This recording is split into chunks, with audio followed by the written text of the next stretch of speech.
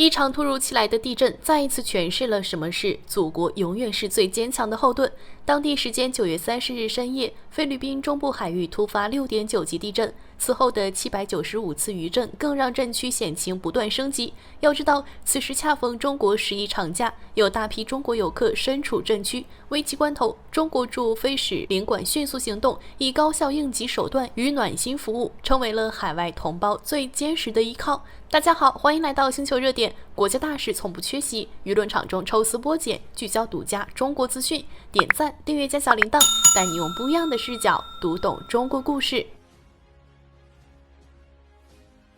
当地时间9月30日21时59分，菲律宾中部宿务省博戈市东北19公里处海域突发6.9级强震，震源深度5公里，属极浅层地震。地震能量释放集中，对周边区域造成了严重影响。据菲律宾国家减灾管理委员会截至10月2日的最新通报，此次地震已导致72人遇难，294人受伤，4.7万余户家庭不同程度受到波及。宿务、薄荷岛等多地基础设施损毁严重，人民生命财产安全遭受重大损失。地震发生时，宿务市国际会议中心内正在举办的选美活动现场瞬间陷入混乱，舞台背景板霓虹灯条脱落，地面剧烈倾斜，参赛人员与观众在摇晃中紧急撤离。现场工作人员回忆称，当时正协助一名选手走下台阶，舞台便已晃动至难以站立，只能搀扶人员向室外停车场转移。宿务某大桥的行车记录仪也清晰记录下了桥面波浪式起伏的惊险场景，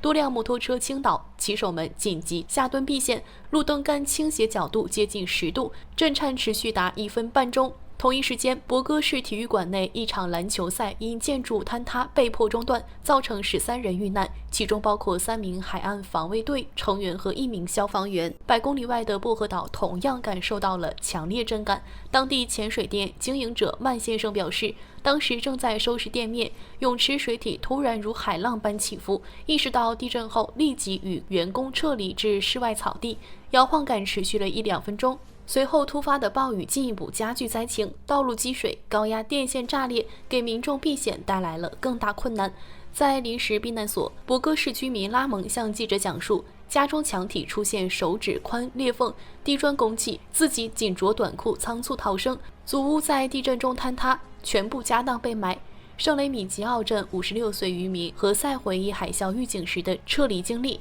称当时抱着3岁孙女向高地奔跑，海水上涨速度极快，险些遭遇危险。尽管灾情严峻，当地民众仍展现出坚韧精神。薄荷岛的曼先生表示，地震后仍有中国游客咨询潜水行程，航班逐步恢复，自己将坚守岗位，协助安排行程。宿务市某超市收银员丽莎也提到，停电时民众虽紧急撤离，但天亮后大家迅速返回清理货架，全力恢复正常生活秩序。震后，宿务省政府第一时间宣布全省进入灾难状态，启动应急响应机制，动用应急储备资金调配救援物资，首批500顶帐篷、2000床棉被及15吨食品药品通过军用运输机运抵灾区，随后由货车分拨至各重灾区域。在博戈市坍塌建筑现场，军方与志愿者组成的救援队伍携带生命探测仪、液压破拆工具等专业设备开展搜救。现场救援指挥官强调，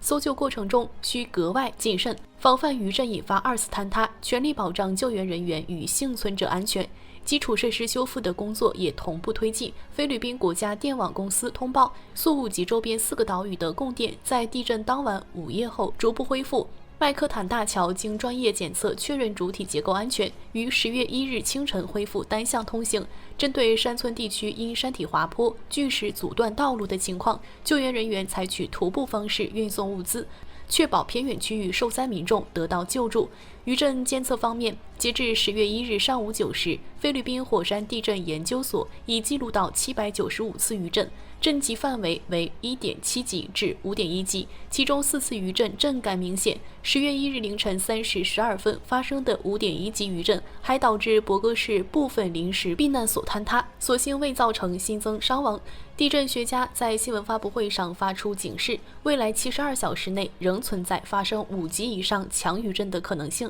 且受雨水影响，饱和山坡易引发滑坡灾害，提醒受灾民众保持警惕，避免返回受损建筑。目前海啸预警已正式解除，但塔尔火山出现轻微喷发活动。菲律宾火山地震研究所表示，暂未发现火山活动与此次地震存在直接关联，但已发布1级警戒，持续监测火山动态。目前，菲律宾各级政府正统筹各方力量，全力推进抢险救援、物资保障、灾民安置等工作。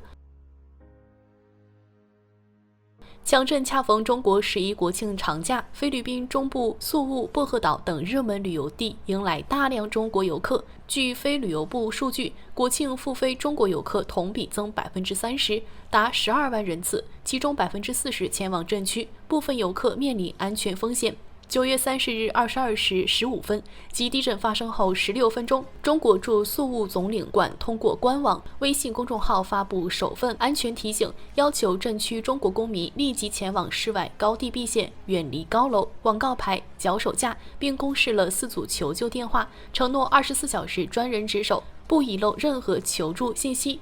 而为了确保能及时提醒更多同胞，总领馆通过当地中资企业、华人社团、游客集中的酒店与旅行社点对点推送信息。宿务市某中资连锁酒店经理表示，总领馆22时20分就联系我们，要求通过客房电话、游客微信群告知避险注意事项。我们还组织员工逐间敲门提醒，确保无一人遗漏。同时，总领馆主动对接宿务机场、菲律宾航空、中国国际航空等，及时获取航班动态，为游客提供行程调整建议。10月1日凌晨1时，中国驻非大使馆紧急召开视频会议，成立地震应对专项工作组，由大使黄锡莲任组长，下设联络协调、信息核查、领事协助3个小组。工作组第一时间与非检灾委、外交部、宿务省政府建立实时沟通机制，每小时获取灾情与救援进展。同时，还委托当地华人商会组织志愿者对震区主要酒店、度假村逐一走访，确认中国游客安全。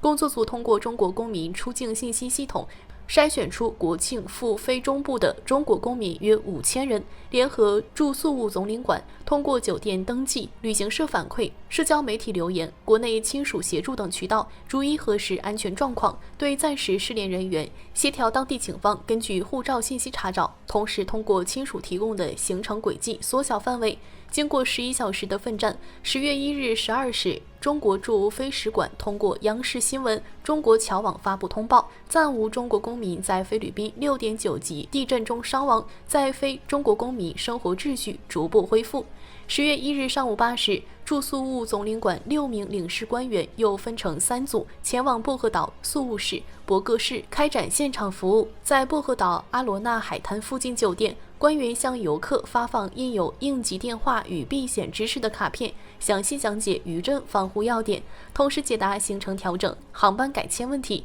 来自广州的向先生说，地震后我担心10月2日返程航班取消，总领馆工作人员现场帮我联系航司，确认航班正常，还提醒我提前2小时到机场，避免因余震延误，非常贴心。对因地震延误行程需延长住宿的旅客，官员也协调了酒店给予折扣，减少经济损失。航班保障方面，地震致宿务机场暂时关闭，3个飞往广州、厦门、上海的中国航班备降马尼拉，涉及约600名乘客。使馆立即与航司对接，要求为乘客提供免费餐饮与临时住宿，并协调宿务机场优先安排补班。10月1日10时，宿务机场恢复运营后，备降航班陆续起飞。截至当日15时，所有中国乘客均顺利返程。